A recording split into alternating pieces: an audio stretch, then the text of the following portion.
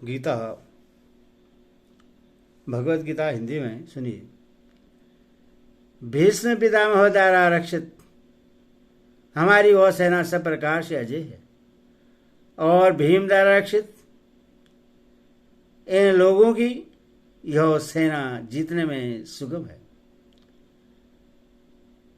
दुर्योधन ने अपनी सेना को भीष्म पितामह के द्वारा रक्षित और अपर्याप्त बतलाकर क्या भाव दिखला है। इसे दुर्योधन के हेतु सहित अपनी सेना का महत्व सिद्ध किया है। उनका कहना है कि हमारी सेना उपयुक्त बहुत से महारथियों से परिपूर्ण है और परशुराम शरीर के युद्ध वीरों को भी छका देने वाले भूमंडल के आदित्य वीर भीष्म पितामह के द्वारा संरक्षित हैं, तथा सांख्य में भी पांडव सेना की अपेक्षा 4 अश्विनी अधिक हैं। ऐसी सेना पर विजय प्राप्त करना किसी के लिए संभव नहीं है। वह सब प्रकार से अप्राप्त आवश्यकता से कई अधिक शक्तिशाली ने अतएव सर्वदा अजय है। महाभारत उद्धव पर्व के 55वें अध्याय में जहां दुर्योधन ने धृतराष्ट्र के सामने अपनी सेना का वर्णन किया है, वहां भी प्राय नहीं महारथियों के नाम लेकर और भीष्म द्वारा रक्षित बतलाकर उसका महत्व प्रकट किया है और सरल शब्दों में कहा है, हे भरतवर्ष राजन, मैं विपक्षियों की सेना को अधिकांश से गुणहीन देखता हूं और अपनी सेना को बहुत गुणों से युक्त और परिणाम में गुणों का उदय करने वाली मानता हूं। इसीलिए मेरी हार का कोई कारण नहीं है। इसी प्रकार भीष्म पर्व में भी जहां दुर्योधन ने द्रोणाचार्य के सामने फिर से अपनी सेना का वर्णन किया है, वहां उपयुक्त गीता के श्लोक को ज्यों का त्यों दोहराया है और उसके पहले श्लोक में तो यहां तक कहा है, आप सब महारथी ऐसे हैं जो रण में अकेले ही पांडवों को सेना समेत मार डालने में समर्थ हैं, फिर सब मिलकर उनका सार कर दें, इसमें तो कहना ही क्या है। अतः यहां अपर्याप्त शब्द से दुर्योधन ने अपने सेना का महत्व ही प्रकट किया है और उपयुक्त स्थलों में यह श्लोक अपने पक्ष के योद्धाओं को उत्साहित करने के लिए ही कहा गया है। ऐसा ही होना उचित और प्रशासनिक भी है। पांडव सेना को भीम के द्वारा रक्षित और पर्याप्त बतलाकर क्या भाव दिखलाया है, इसलिए दुर्योधन ने उसकी न्यूनता सिद्ध की है।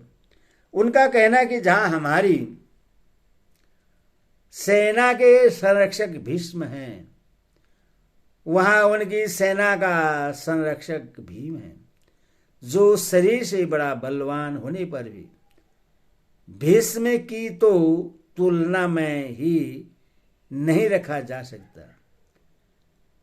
कहाँ रणकला कुशल, शस्त्र शास्त्र निपुण, परम बुद्धिमान भीष्म पितामह, और कहाँ धनुर्विद्या विद्या में अकुशल मोटी बुद्धि का भीम। इसीलिए उसकी सेना पर्याप्त सीमित शक्ति वाली है, उस पर हम लोग सहज विजय प्राप्त कर सकते हैं। इस प्रकार भीष्म द्वारा संरक्षित अपनी सेना को अजय बतलाकर अब दुर्योधन सब ओर से भीष्म की रक्षा करने के लिए द्रोणाचार्य आदि समस्त महारथियों से अनुरोध करते हैं। इसीलिए सब मोर्चे पर अपने अपनी जगह स्थित रहते हुए आप लोग सभी निसंदेह भीष्म पितामह की ही सब ओर से रक्षा करें। पितामह भीष्म अपनी रक्षा करने में सर्वदा समर्थ हैं, यह बात दुर्योधन भी जानते हैं, परंतु भीष्म जी ने पहले ही यह कह दिया था कि द्रुपद पुत्र शिखंडी पहले स्त्री था, पीछे से पुरुष हुआ है। स्त्री रूप में जन्म होने के कारण मैं उससे अब भी स्त्री ही मानता हूं। स्त्री जाति पर वीर पुरुष शस्त्र प्रहार नहीं करते, इसीलिए वह सामने आ जाएगा तो मैं उस पर शस्त्र प्रहार नहीं करूंगा। इसीलिए सारी सेना के एकत्र हो जाने पर दुर्योधन ने पहले भी सब योद्धाओं से दुशासन को सावधान करते हुए विस्तार पर यह बात समझाई थी। यहां भी उसी भय की संभावना से दुर्योधन अपने पक्ष के सभी प्रमुख महारथियों से अनुरोध कर रहे हैं कि आप लोग जो जिस व्यू द्वारा मोर्चे पर नियुक्त हैं सभी अपने अपने स्थान पर दृढ़ता के साथ डटे रहे और पूरी सावधानी रखें, जिससे किसी भी व्यू द्वार से शिखंडी अपनी सेना में प्रविष्ट होकर भीष्म पितामह के पास न पहुंच जाए। सामने आते ही उसी समय शिखंडी को मार भगाने के लिए आप सभी महारथी प्रस्तुत रहे। यदि आप लोग शिखंडी से भीष्म को बचा सकें तो फिर हमें किसी प्रकार का भय नहीं है। अन्यायी महारथियों को पराजित करना तो भीष्म जी के लिए बड़ी आसान बात है। दुर्योधन के द्वारा अपने पक्ष के महारथियों की विशेष रूप से पितामह भीष्म की प्रशंसा किए जाने का वर्णन सुनाकर अब संजय उसके बाद की घटनाओं का वर्णन करते हैं।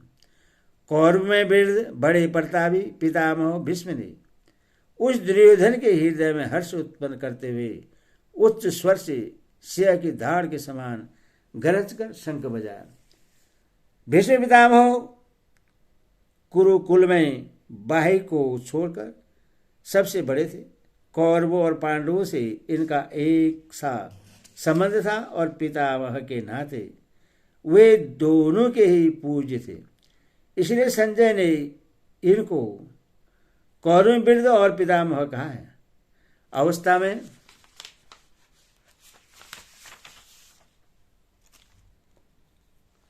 बहुत वृद्ध होने पर भी तेज बल पराक्रम वीरता और समता में ये अच्छे अच्छे वीर युवकों से भी बढ़कर थे।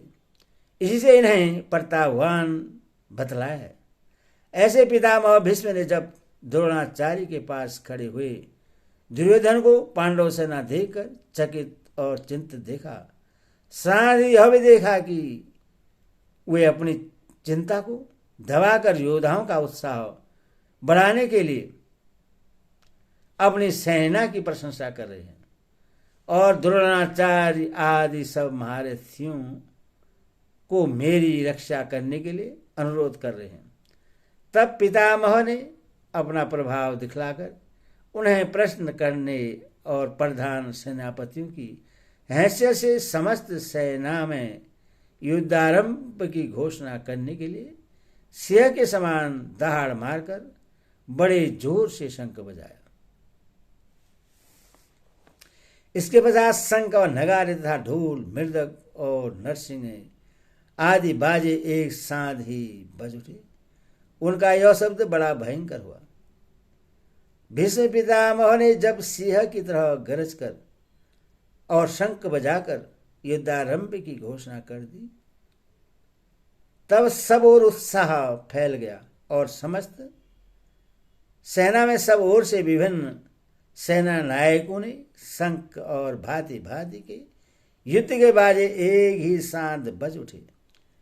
उनके एक ही साथ बजने से इतना भयानक शब्द हुआ कि सारा आकाश उस शब्द से गूंज उठा। धृतराष्ट्र ने पूछा था कि युद्ध के लिए एकत्र होने के बाद मेरे और पांडवों के पुत्रों ने क्या किया। इसके उत्तर में संजय ने अब तक धृतराष्ट्र के पक्ष वालों की बात सुनाई। अब पांडवों ने क्या किया उसे 5 श्लोकों में बतलाते हैं। इसके अनंतर सफेद घोड़ों से युक्त उत्तम रथ में बैठे हुए श्री कृष्ण महाराज और अर्जुन ने भी आलोक के शंख बजाए। इस श्लोक का क्या भाव है? अर्जुन का रथ बहुत ही विशाल और उत्तम था। वह सोने से मढ़ा हुआ बड़ा ही तेजोमय, अत्यंत प्रकाशयुक्त, खूब मजबूत, बहुत बड़ा और परम सुंदर था। उस पर अनेकों पताकाएं फहरा रही थी। पताकाओं में घुंघरू लगे थे। बड़े ही दृढ़ और विशाल पहिए थे। ऊंची ध्वजा बिजली सी चमक रही थी। उसमें चंद्रमा और तारों के चिन्ह थे और उस पर श्री हनुमान जी विराजमान थे। ध्वजा के संबंध में संजय ने दुर्योधन को बतलाया था कि वह तिरछे और ऊपर सब ओर 1 योजन तक फहराया करती है।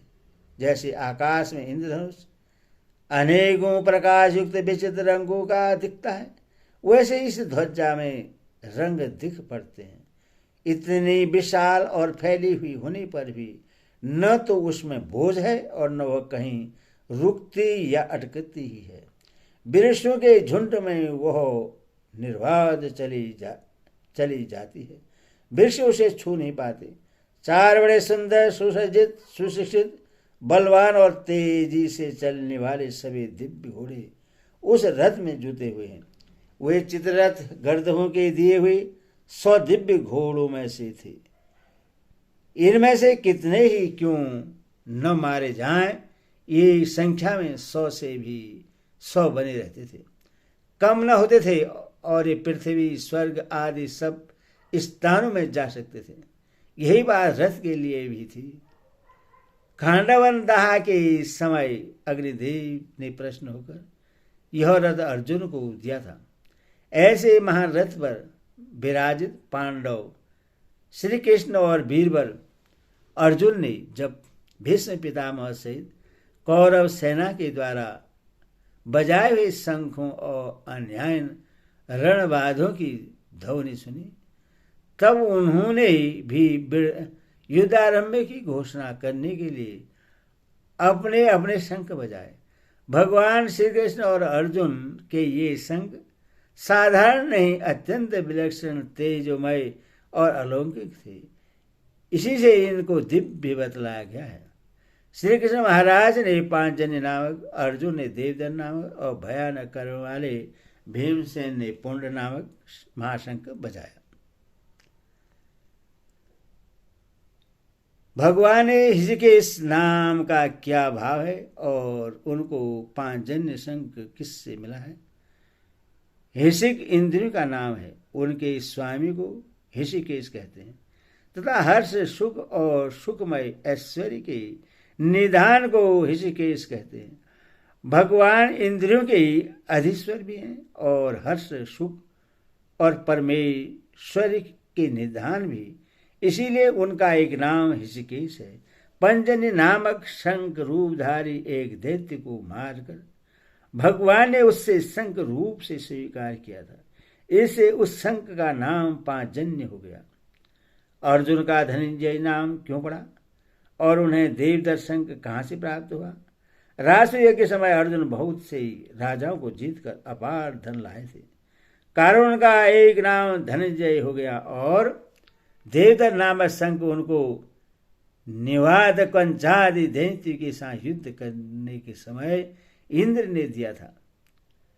इस शंख का शब्द इतना भयंकर होता था कि उसे सुनकर शत्रुओं की सेना दहल जाती थी। भीमसेन के भीमकर्ता बिरकोदर नाम कैसे पड़े एवं उनके पौंड नामक शंख को महाशंख क्यों बतलाया गया? भीमसेन बड़े भारी बलवान थे। उनके कर्म ऐसे भयानक होते थे कि देखने सुनने वाले लोगों के मनों में अत्यंत भय उत्पन्न हो जाता था। इसीलिए वे भीम कर्मा कहलाने लगे। उनके भोजन का परिणाम बहुत अधिक होता था और उससे पचाने की भी इनमें बड़ी शक्ति थी। इसीलिए इन्हें बिरकोदर कहते हैं। उनका शंख बहुत बड़े आकार का था और उससे बड़ा भारी शब्द होता था, इसीलिए उससे महाशंख कहा गया है। हरि ओम तत्सत।